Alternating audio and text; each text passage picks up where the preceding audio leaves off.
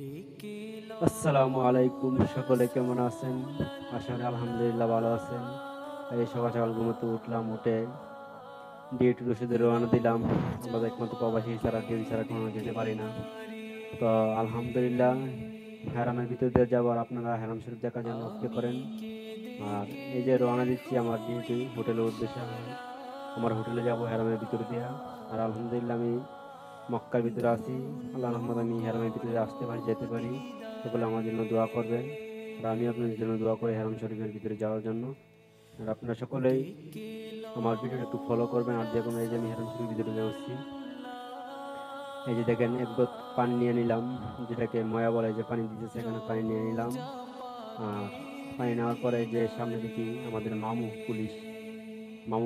মামুকে দেখে আমি অবাক হয়ে গেলাম গা।